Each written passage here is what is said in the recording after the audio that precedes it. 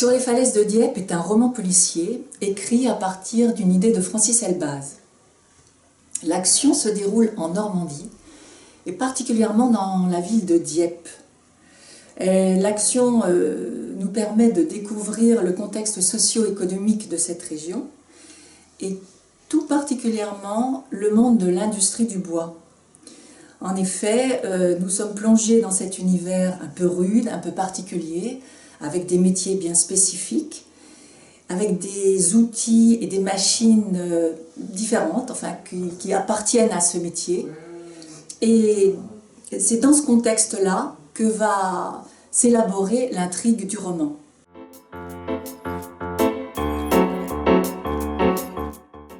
L'intrigue commence lorsque un cadavre, un homme, est découvert dans une scierie. Il s'agit d'une des 3 scieries d'Arel Carpentier, un riche propriétaire forestier de la région. Et le cadavre n'est autre que le corps de Edgar Carpentier, son fils. Aussitôt, l'angoisse, la pression saisissent les habitants de la région, car le personnage de Darel Carpentier est un personnage très important et très connu de tous. Et l'enquête est confiée à un commissaire, Étienne Descamps. Elle piétine un petit peu. Au début, c'est très difficile. On ne voit pas très bien comment cet homme a pu se retrouver assassiné d'une façon horrible dans l'atelier de la scierie de Sainte-Marie-des-Champs. Mais la tension augmente encore lorsqu'un second meurtre a lieu.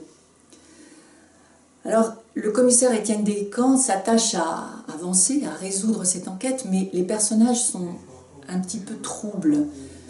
Edgar, par exemple, Edgar Carpentier est un personnage très opaque à tous ceux qui le côtoyaient.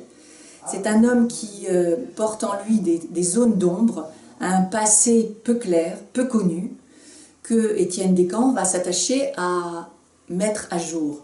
Mais Étienne Descamps, le commissaire, lui-même n'est pas un personnage simple.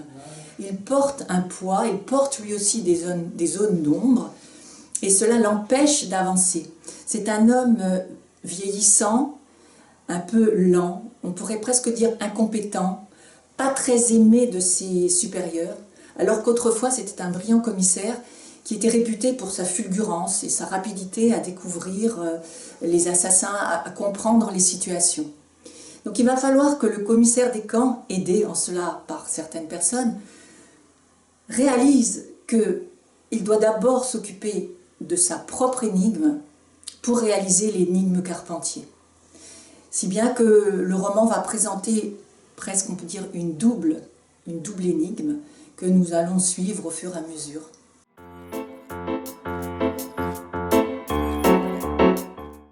Tout au long du roman circule une voix, c'est celle de l'assassin, mais c'est une voix donc personnelle et anonyme. Elle dispense petit à petit une étrangeté dans le roman, elle guide l'enquête, elle est à côté de l'enquête et elle contribue à la tension qui règne tout au long de l'histoire.